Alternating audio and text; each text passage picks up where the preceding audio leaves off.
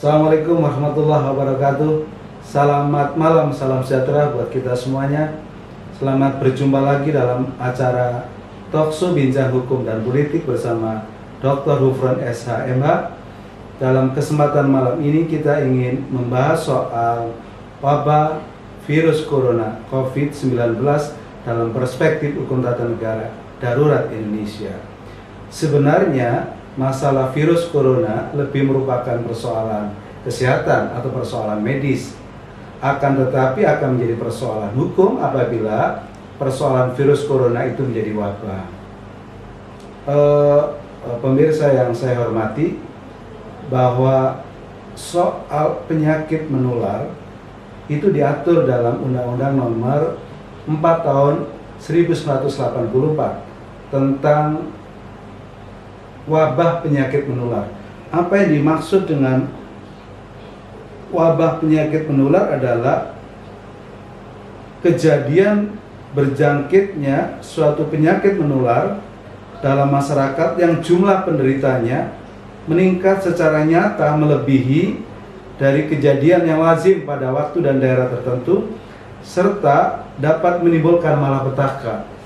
Jadi kalau kita memperhatikan pengertian dari wabah, sebenarnya bila dikaitkan dengan perkembangan penyebaran virus corona di Indonesia yang semakin masif, menurut saya pemerintah sebenarnya bisa menetapkan daerah-daerah tertentu itu sebagai daerah wabah.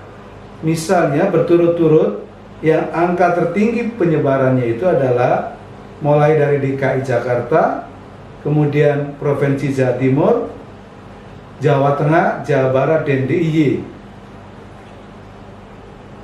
Kalau kita melihat data per tanggal 28 kemarin, berdasarkan sumber yang dilansir Kementerian Kesehatan, bahwa pasien positif terinfeksi COVID-19 ada 1.155 orang, yang itu adalah bertambah 109 orang dibanding sehari sebelumnya tanggal 27 Maret 2020.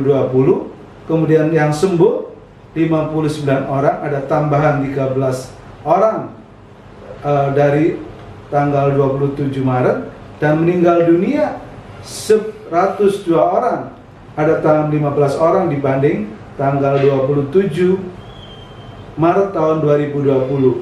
Jika ditinjau dari data nasional, tentu ini bisa dikatakan bahwa penyebarannya adalah tak lazim karena begitu masif.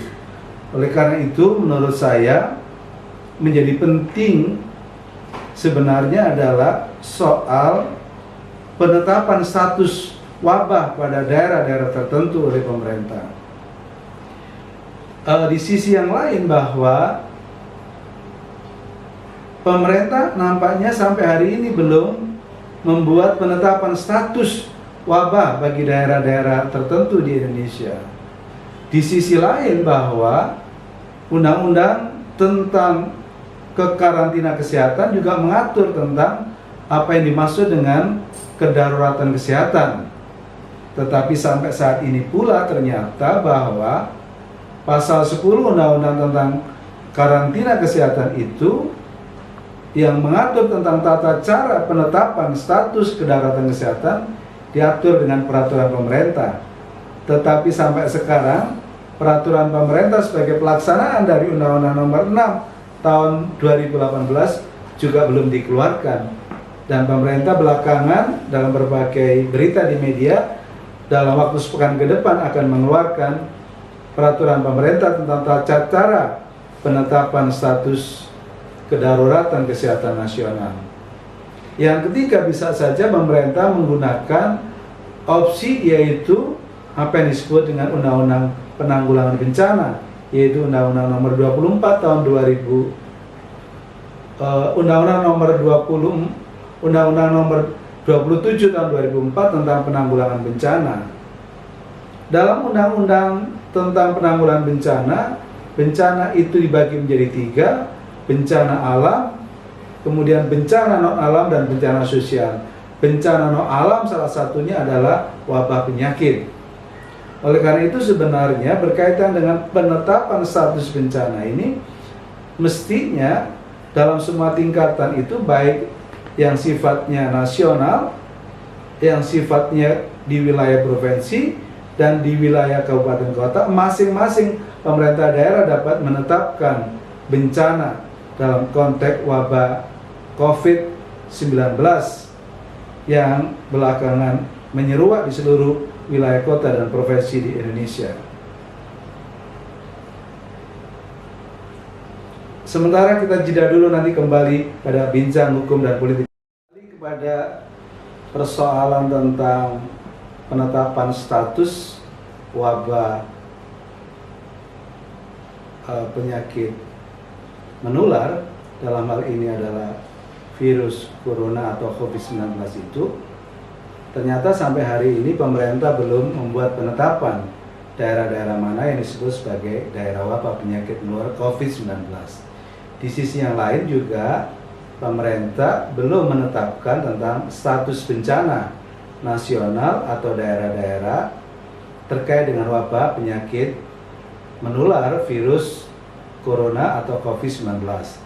Di sisi yang lain juga pemerintah sampai hari ini juga belum menetapkan tentang status darurat kesehatan, baik yang di tingkat nasional maupun di tingkat daerah, sehingga dalam konteks ini sebenarnya kita belum masuk pada wilayah apa yang disebut sebagai darurat ketatanegaraan.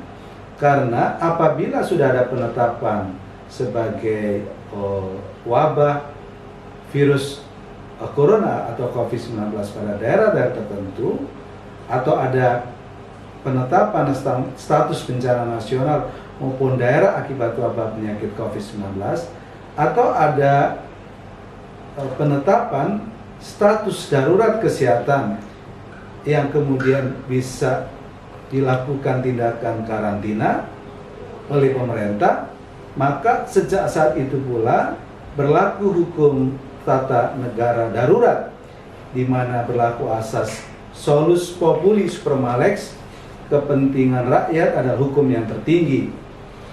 Dalam konteks kedaruratan terkait dengan wabah tadi, kalau sudah ditetapkan oleh pemerintah, maka pemerintah dapat mengambil kebijakan yang bersifat extraordinary, kebijakan-kebijakan yang keluar dari hukum tata negara yang bersifat normal. Misalnya, pemerintah dapat mengambil kebijakan tentang penggeseran penggunaan APBN dan APBD untuk kemudian diperlukan dalam konteks penanggulangan COVID-19. Pemerintah juga bisa kemudian meniadakan ujian nasional. Pemerintah kemudian bisa memberikan insentif yang tinggi kepada dokter dan perawat yang menangani kasus COVID-19. Pemerintah juga bisa memberikan penundaan terhadap debitur yang terdampak UMKM. Bahkan dalam hal tertentu, pemerintah dapat melakukan tindakan pengadaan barang dan jasa tanpa dilelang. Dan pada saat yang lain, aparat penegak hukum dapat menetapkan ketentuan-ketentuan pidana di dalam undang-undang wabah, atau di dalam undang-undang penanggulangan bencana, atau di dalam undang-undang karantina, atau di dalam undang-undang tentang kitab undang-undang hukum pidana. Oleh karena itu, kata kuncinya adalah tetapkan dulu dalam kondisi darurat, baru kemudian lakukan tindakan-tindakan extraordinary. Saya kira itu kata kuncinya. Jadi kalau ini belum ditetapkan, maka yang berlaku adalah hukum tata negara yang normal. Tidak bisa pemerintah mengambil tindakan-tindakan yang extraordinary. Sehingga pertanggungjawabannya adalah tidak bisa menggunakan pertanggungjawaban hukum tata negara darurat.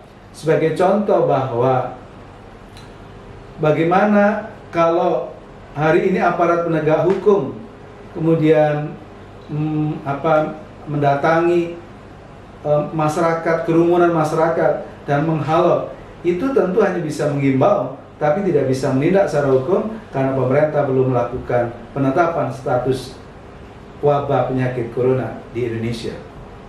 Saya kira itu yang penting kami sampaikan tentang bincang hukum dan politik malam ini. Terima kasih. Assalamualaikum warahmatullahi wabarakatuh.